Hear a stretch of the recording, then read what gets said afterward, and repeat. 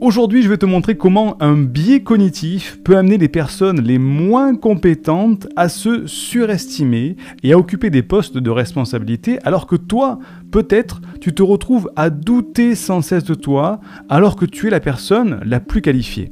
En fait, tu as tendance à sous-estimer ton niveau de compétence. C'est ce qu'on appelle l'effet Dunning-Kruger, aussi appelé effet de surconfiance, et je t'explique comment y faire face dans cette vidéo.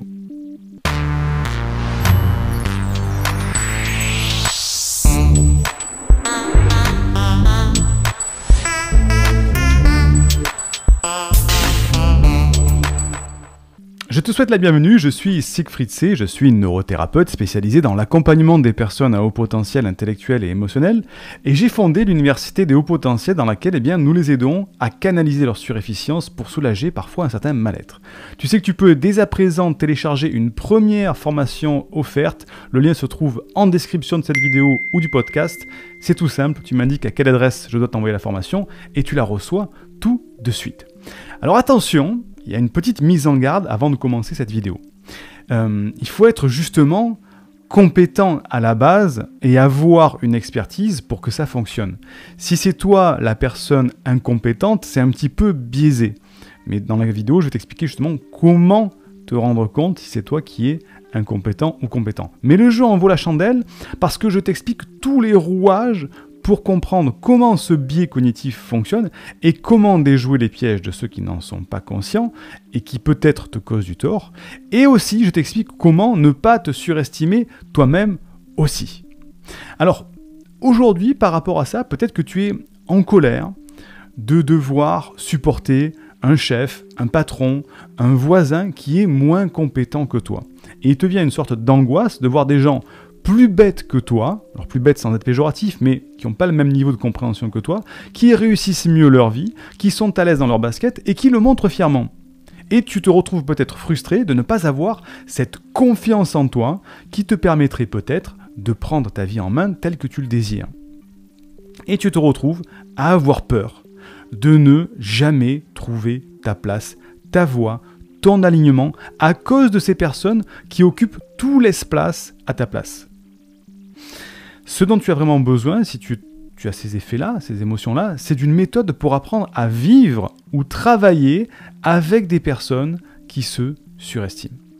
Donc aujourd'hui, je te parle de l'effet de surconfiance, ce biais cognitif qui est constaté quand des personnes peu qualifiées sur un sujet sont persuadées d'être compétentes, alors que celles qui sont les plus qualifiées ont au contraire tendance à se sous-estimer. Ce phénomène a été démontré au moyen d'une série d'expériences dirigées par les psychologues américains David Dunning et Justin Kruger, donc Dunning-Kruger, et leurs résultats ont été publiés en 1989 dans la revue Journal of Personality and Social Psychology. Donc, Dunning et Kruger ont noté que plusieurs études antérieures tendaient à suggérer que dans des compétences aussi diverses que la compréhension de texte, la conduite d'un véhicule, le jeu d'échecs ou le tennis, écoute bien, l'ignorance engendre plus fréquemment la confiance en soi que ne le fait la connaissance. L'ignorance engendre plus fréquemment la confiance en soi que ne le fait la connaissance. Donc ignorant égale confiance en soi et beaucoup de connaissances entraînent un manque de confiance en soi. Donc leur hypothèse fut qu'en observant une compétence présente à chacun des degrés divers, la personne incompétente tend à surestimer son niveau de compétence. Et la personne incompétente ne parvient pas à reconnaître la compétence de ceux qui la possèdent vraiment aussi. Donc la personne incompétente ne parvient pas à se rendre compte de son degré d'incompétence. Donc je te partage un schéma à l'écran qui montre justement la courbe de l'effet de Dunning-Kruger, dans laquelle dans la partie la plus haute, on a la personne la plus incompétente, qui n'a aucune compétence et qui pense être compétente. Et au fur et à mesure que la personne gagne en expérience, eh bien la courbe décroît. Et en fin de compte, la personne a un certain niveau d'expérience, elle est au creux de la courbe dans laquelle elle se elle se sous-estime justement. Et quand on va plus loin, quand la courbe remonte, eh bien on se rend compte que lorsque la personne devient experte, eh bien elle arrive à un certain niveau de confiance assez élevé, mais elle n'arrive jamais à aller aussi haut que l'effet de confiance de la personne qui n'a aucune compétence. Donc en sachant ça, il faut savoir que si une formation est proposée à ces personnes et les amène à une amélioration significative de leurs compétences, eh bien à ce moment-là, elles pourront reconnaître et accepter leurs lacunes antérieures. C'est tout l'intérêt de cette courbe de Dunning-Kruger, de comprendre qu'au plus on devient compétent, au plus on accepte justement ces lacunes. Donc, la grande idée là-dedans, c'est quoi? C'est donc, moins la personne possède de compétences, moins elle est à même de savoir qu'elle est ignorante. Et en effet, si on ne connaît rien d'un sujet, comment savoir qu'il nous reste encore beaucoup à apprendre? Et à l'inverse, quelqu'un de très compétent aura une meilleure vision de l'étendue des connaissances que nécessite un sujet et sera donc beaucoup plus conscient du fait qu'il est loin de maîtriser entièrement toute la thématique. En résumé, les personnes incompétentes n'ont pas les compétences requises pour réaliser qu'elles le sont, et donc, non seulement elles se surestiment, mais elles ne sont pas en mesure d'apprécier les compétences des autres personnes. Et c'est là que ça devient intéressant pour les hauts potentiels. Parce que dans le monde professionnel, ça peut donner lieu, dans le monde professionnel, mais aussi dans le monde associatif, dans le monde familial, bref, dès qu'il y a des relations qui se mettent en place, des relations sociales, eh bien, ça peut donner lieu à des situations assez rocambolesques. Par exemple, un patron ou un chef de service incompétent. Et ce biais cognitif peut vite donner lieu à des injustices, des promotions, des augmentations salariales injustifiées justement. Et donc, comme je te disais, ce qui est intéressant pour le haut potentiel, c'est que de manière générale, on a souvent tendance à confondre confiance en soi et compétence. Confiance en soi et compétence. C'est-à-dire qu'une personne qui a l'air assurée est perçue comme compétente, d'où sa présence au poste clé d'une entreprise, par exemple. C'est ce qu'explique justement le psychologue du travail Thomas Chamorro-Premuzic dans un article qu'il a publié sur le site de la Harvard Business Review. Je te mettrai toutes les ressources en bas de la vidéo. Donc, les normaux-pensants ont tendance à accorder leur confiance à quelqu'un d'ignorant, mais qui a de l'aplomb, ce qui facilite son ascension hiérarchique. Alors que quelqu'un de plus compétent mais de plus réservé, souvent comme un haut potentiel, se verra plus facilement relégué au second plan.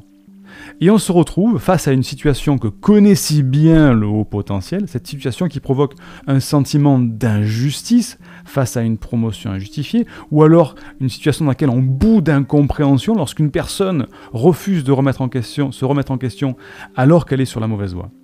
Donc beaucoup d'individus sont très doués pour se mettre en valeur. Ils tendent aussi parfois à s'attribuer les mérites d'un effort collectif parce qu'ils n'ont aucun scrupule à prétendre avoir fait plus que leur juste part de travail. Et ça arrive parce qu'ils ne voient pas les limites de leur contribution ni la portée de celle-ci. Ils sont incompétents. Et à l'inverse, des personnes qui travaillent intensément tendent à être modestes et réservées sur la valeur de leurs efforts. Et donc elles ne chercheront pas à montrer la qualité de leur travail en pensant que c'est normal d'avoir ces critères élevés. Elles ne comprennent pas pourquoi il faudrait justement prouver qu'elles travaillent, prouver qu'elles ont des efforts, puisque ce qu'elles ont fait, c'est la bonne solution. C'est un sentiment d'injustice, justement. Et un autre problème encore plus grave, c'est que la propre incompétence de ces personnes ne leur permet pas de reconnaître la compétence chez les autres. Donc, on se retrouve en face de personnes qui n'arriveront pas, si par exemple c'est ton cas, tu es compétent, qui n'arriveront pas à reconnaître ta compétence parce qu'elles n'ont pas les outils nécessaires pour juger ta compétence, puisqu'elles sont incompétentes. Il y a un autre principe, pour qu'on soit vraiment exhaustif, un autre principe très proche de celui de Dunning-Kruger, c'est le principe de Peter. Prenons le Peter comme Peter Pan. Il explique qu'au fur et à mesure des promotions, un employé devient de moins en moins compétent dans ses tâches, jusqu'à ne plus être promu. C'est le fameux employé qui reste à son poste d'incompétent jusqu'à sa retraite. Et en fait, à un moment, il était compétent, donc il avait un poste dans lequel il avait des compétences supérieures, donc on l'a promu jusqu'à un poste où il a stagné parce qu'en fait il est plus compétent. Et si cette personne ne se forme pas, elle va rester dans son poste d'incompétent jusqu'à sa retraite en dirigeant des personnes peut-être plus compétentes qu'elle. C'est là d'où l'intérêt de la formation sur laquelle je vais venir un petit peu plus tard. Donc à noter aussi qu'en plus de cet effet Peter, il y a aussi l'effet de halo, C'est un autre biais cognitif qu'il faut que tu connaisses dans ce cas-là. Et l'effet de halo, c'est quoi en fait? C'est un petit peu l'inverse de l'expression « l'habit ne fait pas le moine ». Mais dans l'effet de halo, l'habit fait le moine. C'est-à-dire qu'une fois que tu as l'impression qu'une personne, elle est bonne dans ton esprit, eh bien tu vas supposer que tous ces autres traits de personnalité sont également positifs. Et donc une fois que tu penses que cette personne, elle est bonne, toutes les preuves du contraire, tous ses défauts deviennent invisibles à tes yeux. Hein, c'est un petit peu comme si tu jugeais le contenu d'un livre juste à sa couverture. Hein, c'est ce qui se passe un petit peu chez certaines personnes qui ont une certaine notoriété, certaines célébrités, notamment certains acteurs, à qui on accorde beaucoup d'importance à tout ce qu'ils disent, tout ce qu'ils font, parce qu'il y a un effet de halo autour d'eux, alors que certaines personnes sont des acteurs extraordinairement compétents, mais ne sont peut-être pas des politiciens très compétents ou d'autres choses, et on voit certains acteurs se lancer dans des dialogues que l'on écoute comme des paroles évangiles, alors qu'en fait, c'est l'effet de halo. Il y a une étude qui a été menée en 1973 qui a montré que des enfants étaient jugés plus intelligents que d'autres par leurs enseignants sur la base de leur seul attrait physique. C'est ça l'effet de halo. C'est-à-dire qu'un enfant qui a l'air d'avoir une tête de premier de la classe, hein, bien coiffé, des lunettes, tout ça, il va être moins intelligent, il aura l'air moins intelligent qu'un enfant qui a les cheveux mal coupés, pas de lunettes, qui est pas trop aligné sur lui-même, le tir de travers. C'est justement un attrait physique. Hein, je te mettrai les sources de cette étude en description. Hein, c'est une véritable étude scientifique. Pour ceux qui demandent des ressources, parce que je sais que d'habitude, je pense que vous allez juste taper le nom hein, d'Unique Renner et vous trouvez les ressources, donc je ne pense pas les mettre dessous, mais quand j'y pense, je les mets dessous. Donc, comment faire face, justement, maintenant, face à ce biais cognitif qui te plonge peut-être dans ce sentiment d'injustice? Il y a 3 étapes. Premièrement, montre comment une autre idée pourrait être meilleur. Je parle si tu discutes avec quelqu'un d'incompétent, enfin qui a cette capacité d'incompétence, on peut dire ça. Donc premièrement, montre comment une autre idée pourrait être meilleure. C'est-à-dire, ok, tu as l'idée de faire pousser des patates en les plantant dans des bouteilles en verre sur ton balcon. Peut-être qu'il y a une idée qui pourrait être meilleure, donc regarde peut-être qu'en les plantant dans beaucoup plus de terre, tu vois, il y aurait peut-être les racines vont avoir la place de pousser, tu auras peut-être beaucoup plus de patates, tu vois. Donc c'est de montrer comment une autre idée pourrait être meilleure en démontrant par la logique. Deuxième solution, c'est de prouver par des exemples concrets et des faits que la personne s'est trompée. Regarde, tu plantes ça dans une petite bouteille, regarde tous les experts, quand ils plantent des patates, c'est plutôt dans des grands champs avec beaucoup de terre, du soleil. Donc regarde, le taux de productivité d'un champ de patates, c'est bien supérieur par rapport à plein d'autres personnes qui ont fait ça. Personne n'a jamais trop essayé ou n'a jamais mis en avant que c'était intéressant de faire pousser des patates dans des bouteilles en verre. Donc tu prouves par des exemples concrets, par des chiffres. Troisième solution, peut-être la meilleure, surtout si c'est dans ton cercle d'influence, propose à cette personne de se former. Tu vas lui dire, écoute, j'ai trouvé un livre justement sur comment faire pousser des patates, soit un livre sur l'agriculture ou une vidéo ou des formations, tiens, regarde-le, je te le prête, je te le lis, je te le paye, comme ça, tu vas pouvoir te faire ta propre idée. Ça, c'est beaucoup plus diplomatique que côté coach. Ok, et tu verras dans ce livre, entre parenthèses, que c'est pas la bonne solution de faire pousser des patates dans une bouteille en verre. Voilà, ça fonctionnera pas une fois que tu auras acquis cette compétence. Et c'est là où je veux en venir maintenant. Donc, ça, c'est comment dialoguer avec quelqu'un qui a une incompétence. Mais comment faire aussi pour ne pas se surestimer soi-même? Parce qu'on pourrait se dire, ok, Siegfried, c'est bien beau ce qu'il me raconte, mais et si c'est moi, en fait, qui ai ce biais de Denis Kruger, qui me sent beaucoup plus compétent que ce que je le suis, sorte d'ego un petit peu surdéveloppé sans le savoir? Eh bien, c'est pas compliqué, il y a plusieurs solutions. Premièrement, c'est utilise des outils d'évaluation objectifs pour mesurer tes performances, ce qu'on appelle des KPI en anglais, des Key Performance Indicators. Ok, je vais mesurer ce que je dis. Alors imaginons que tu dises, ouais, mais moi en fait je suis très fort pour retenir des chiffres, des nombres, tout ça, j'ai une super mémoire, ok. Prenons un test de mémoire sur internet ou chez un thérapeute et fais un test de mémorisation, hop, tu fais le test, tu te rends compte qu'en fait tu es dans la moyenne. Ah ben en fait je suis pas si bon que ça en fait en mémorisation. Ok, idem pour autre chose. Moi je pense que je suis hyper performant en course à pied, je maîtrise tout, je sais tout sur tout, tout ça. Ok, inscris-toi à une compétition de marathon et on va voir combien tu arrives. Ah, en fait tu es arrivé dans les derniers, t'es peut-être pas si compétent. Donc utilise des outils d'évaluation objectifs pour mesurer ta performance. Deuxième solution, demande aux autres des retours sur ta façon de procéder et ce qu'il y aurait à améliorer, ce qu'on appelle du feedback. Demande du feedback autour de toi. Tu dis, tiens, j'ai l'idée de planter des patates dans des bouteilles en verre sur ma terrasse. Qu'est-ce que tu en penses, toi, de ça? Est-ce qu'il n'y a pas un truc à améliorer dans mon idée de faire pousser des patates? Là, il y en a qui vont te dire, ouais, bah, c'est peut-être original, mais bon, j'ai jamais vu personne comme ça, puis j'ai pas l'impression que c'est comme ça, voilà. Demande un retour aux autres. Il y en a peut-être qui vont te dire, non, mais écoute, moi, mon père est agriculteur, il a essayé plein de trucs nouveaux, il a même essayé un truc qui se rapproche du tien, de faire pousser ça, pas dans des bouteilles, mais dans des bocaux qu'il mettait sur sa fenêtre, ça n'a jamais marché. Et donc, tu as un retour, tu as un feedback. Et troisième chose, évite de prendre des décisions par toi-même, surtout si ce sont des décisions importantes. Si tu te dis, ça y est, moi je vais me lancer dans la culture, une entreprise de patates qui pousse sur terrasse, j'ai acheté 10 000 bouteilles pour planter les patates, tout ça. Attends, avant de prendre cette décision importante, prends conseil auprès de plusieurs personnes expertes.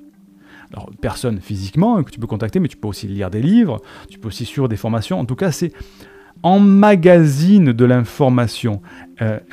Prends de l'expertise, forme-toi auprès des personnes, dans des livres, dans des formations. Et là, tu vas dire, ok, je me suis formé dans l'agriculture, tout ça, et je me rends compte qu'en fait, mon idée était totalement débile. En fait, les bouteilles, elles vont étouffer à l'intérieur, trop de lumière, il y a de l'humidité, ça va pourrir, etc. Voilà, tu vas prendre des informations à l'extérieur. Donc, conclusion de tout ça, pense à toujours élargir ton cercle de compétences. Assiste à des conférences sur des sujets qui te sont inconnus. Lis des livres sur des matières que tu ne connais pas. Discute avec des personnes qui font des métiers qui n'ont rien à voir avec le tien. En fait, c'est ce qu'on appelle l'économie de la connaissance. Et si tu me connais, tu le sais, je le parle et j'en répète, je prêche un petit peu pour ma paroisse, mais c'est d'utilité publique, on va dire. L'économie de la connaissance, c'est investir ton temps ou ton argent dans ta connaissance. Pourquoi? Parce que si tu investis dans une bouteille de coca que tu bois, elle va ressortir dans ton pipi. Par contre, tu prends un livre, une formation, ça reste dans la matière grise, ça ne ressort jamais. Jusqu'à la fin de ta vie, tu auras cette information, cette expertise dans ta matière grise, dans ton cerveau. Mis à part si on te trépane et qu'on te fait une ablation d'une partie de ton cerveau, et encore que. Donc, l'économie de la connaissance, c'est ce qu'il y a de plus positif pour tout le monde. Les hauts potentiels sont déjà des puits de connaissances, mais pour tout le monde. Donc, à l'inverse de tout ça, ne te sous-estime pas non plus. Ne te sous-estime pas. Le haut potentiel a cette forte propension à s'auto-dévaloriser, parce que justement, il a beaucoup de connaissances sur de nombreuses thématiques, il est multipotentiel, maîtrise beaucoup de choses, et il se retrouve tout le temps en train de se dire « Non mais moi, je ne suis pas expert de tout ça, moi je suis, avec tout ce qu'il y a à savoir, j'en sais rien du tout. » Et quand on voit des hauts potentiels qui viennent chez moi, ou chez d'autres thérapeutes, chez d'autres psychologues qui font des dépistages de la douance ou des tests de QI, qu'on se retrouve, on dit écoutez monsieur, en fait, vous êtes très intelligent, vous êtes même un haut potentiel. Regardez vos résultats au test logico-mathématique, regardez vos tests, voilà. Et de suite, je pensais pas, moi, je me sens nul, quoi, je me sens nul. Et il faut savoir qu'un haut potentiel, prenons l'exemple d'un prix Nobel de physique, s'il est haut potentiel, il va se dire non mais moi en fait je suis nul, c'est parce que j'aime bien ça, mais parce que j'ai toujours un petit peu de chance, tout ça. Mais bon, par contre, regardez à côté ce violoniste, comparé à moi qui suis juste un physicien, le violoniste, mais c'est impressionnant ce qu'il fait avec ses doigts, ses mains, c'est magique et des émotions. Moi, je suis nul en tant que physicien, mon prix Nobel, c'est de la gnognotte comparé à lui. Voilà la réaction d'un potentiel, parce qu'il a cette facilité à s'auto-dévaloriser.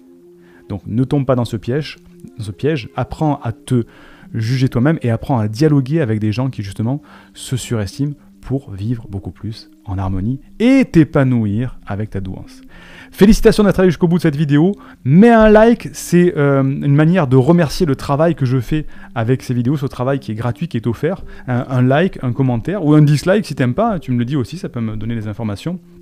Et surtout, partage la vidéo à quelqu'un qui en aurait besoin, parce que souvent des personnes ont besoin de se réconforter. Peut-être que tu connais quelqu'un autour de toi qui a cette facilité à s'auto-dévaloriser, ou peut-être même un enfant, tu lui traduis cette vidéo en dialogue un petit peu plus enfant, pour lui expliquer qu'il faut faire attention de ne pas s'auto-dévaloriser quand on est au potentiel ou quand on est précoce.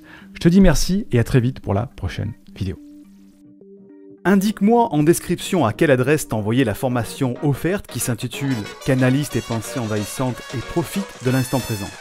Et surtout, partage cette vidéo à une personne de ton entourage que ça pourrait aider. Et n'oublie pas, comme le disait Einstein, la folie c'est de faire toujours la même chose et de s'attendre à un résultat différent. Si tu veux t'épanouir avec ta douance, c'est le moment d'utiliser le bon mode d'emploi, celui qui fonctionne avec toi, et de changer pour faire de cette terre un monde meilleur.